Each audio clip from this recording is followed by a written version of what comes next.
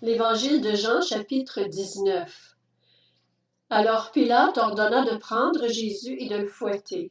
Les soldats tressèrent une couronne d'épines qu'ils posèrent sur sa tête et lui mirent un manteau de couleur pourpre. Puis, s'approchant de lui, ils disaient « Salut, roi des Juifs !» et ils lui donnaient des gifles. Pilate sortit de nouveau et dit aux Juifs « Voilà, je vous l'amène dehors afin que vous sachiez que je ne trouve en lui aucun motif de le condamner. » Jésus sortit donc, portant la couronne d'épines et le manteau de couleur pourpre.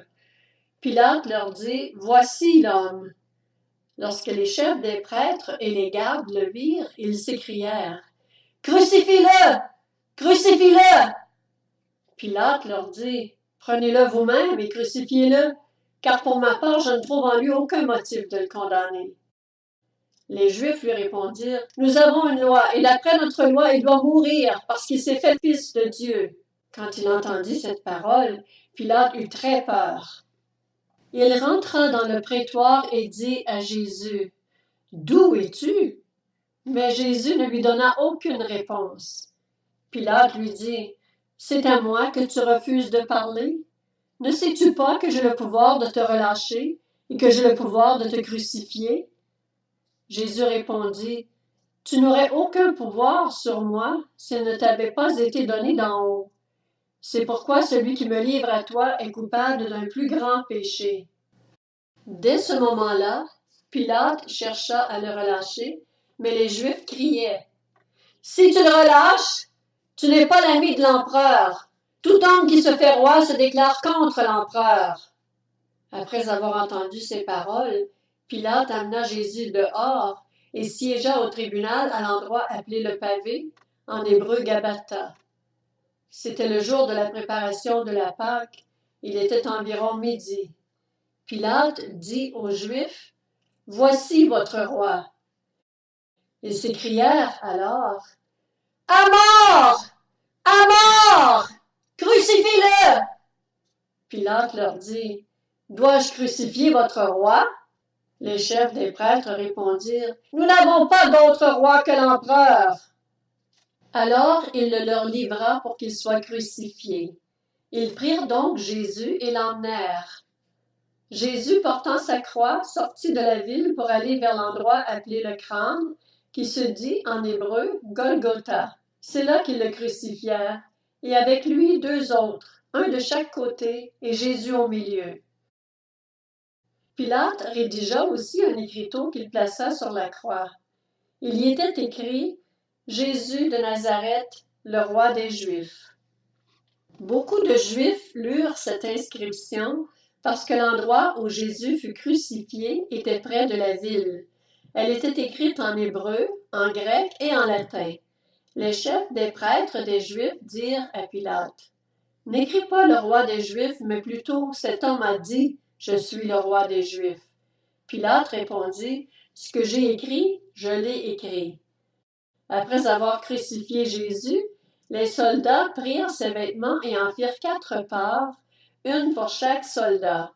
Ils prirent aussi sa tunique, qui était sans couture, d'une seule pièce depuis le haut jusqu'en bas.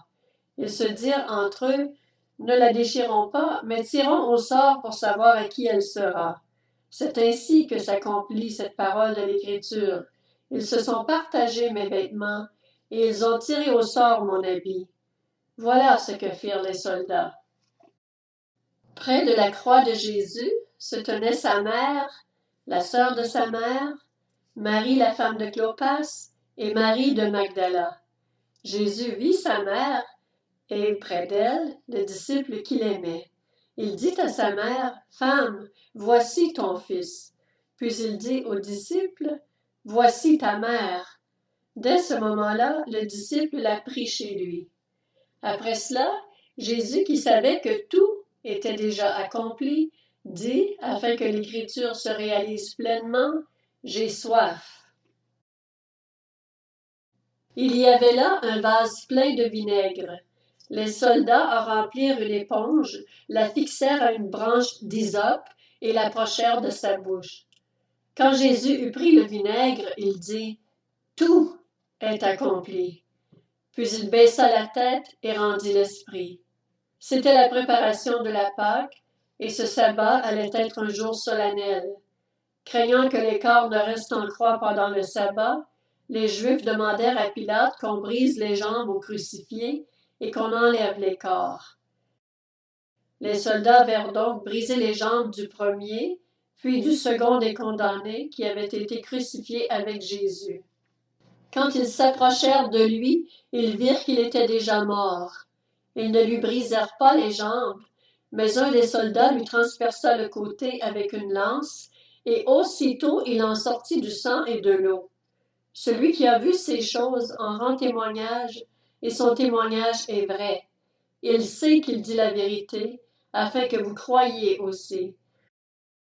En effet, cela est arrivé afin que ce passage de l'Écriture soit accompli. Aucun de ces os ne sera brisé. Ailleurs, l'Écriture dit encore, « Ils verront celui qu'ils ont transpercé. » Après cela, Joseph d'Arimathée, qui était disciple de Jésus, mais en secret par crainte des chefs juifs, demanda à Pilate la permission d'enlever le corps de Jésus. Pilate le lui permit. Il vint donc et enleva le corps de Jésus. Nicodème, l'homme qui auparavant était allé trouver Jésus de nuit, vint aussi. Il apportait un mélange d'environ 30 kilos de myrrhe et d'aloès. Ils prirent donc le corps de Jésus et l'enveloppèrent de bandelettes avec les aromates, comme c'est la coutume d'ensevelir chez les Juifs. Or, il y avait un jardin à l'endroit où Jésus avait été crucifié, et dans le jardin, un tombeau neuf où personne encore n'avait été mis. Ce fut là qu'ils déposèrent Jésus, parce que c'était la préparation de la Pâque des Juifs et que le tombeau était proche.